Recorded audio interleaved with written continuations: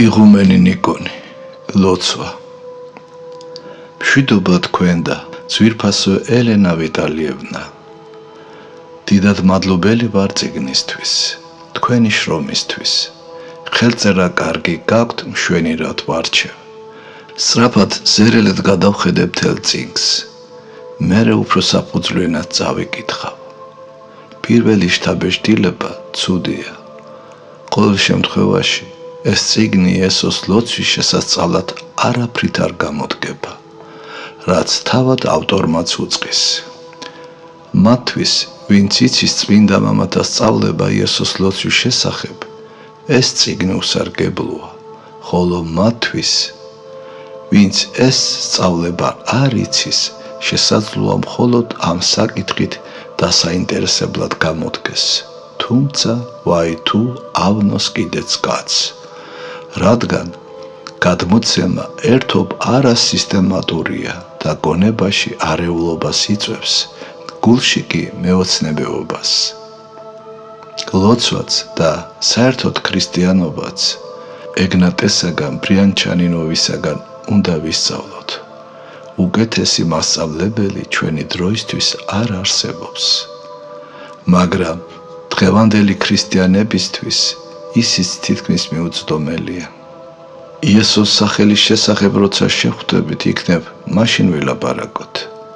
თუ სახელის მადიდებლებზე დაწერილ წიგნებს გადააწყდებით, ამ საკითხზე იქ წაიკითხეთ. მოკლედ ასე გეტყვით. მე ვფიქრობ, ღვთის ან იესოს სახელს ისე უნდა მოვეპყროთ, როგორც მაცხოვრის ან წმინდა სამების ხატს და სხვა მისთანებს. თუ კი უფალი ყოველგან არს და ყოველსავეს აღავსებს, მით უფრო თავის სახელში ან ხატში. ყოველი ვინც თაყვანს სცემს ღმერთს, თაყვანს სცემს მის სახელსაც, მაგრამ კაცს იესო ქრისტეს სახელი კი არა, თავად ქრისტე აცხონებს. თანაც აცხონებს არა ყველას, არამედ მათ, ვინც იწამებს მას და ნათელს იღებს, ვინც მისი მცნებების თანახმად ცხოვრობს, ხოლო მათ დარღვევას ინანიებს. რაც მეტად უყვარდათ ღვთისსათნო ყოფილებს უფალი, მით უფრო ძვირფასი ხდებოდა მათთვის ღვთის სახელიც. აქედან მოდის გაუგებრობაც, ღვთის სახელში ღმერთი მყოფობს, მაგრამ ღვთის სახელი თვით ღმერთი არ არის, როგორც ამას სახელის მადიდებლები ამბობდნენ და გვაცხონებს არა სახელი, არამედ უფალი, რომელიც მასში მყოფობს. მოუხმობთ რა ღვთის სახელს, ჩვენ ღმერთს მოუხმობთ და მისით ღმერთით ვცხონდებით და არა მისი სახელში შემავალი ბგერების თანაშეზავებით.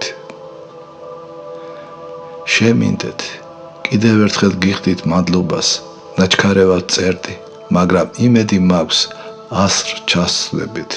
გულითადი მოკითხვა ყველა დასს. 1956 წელი.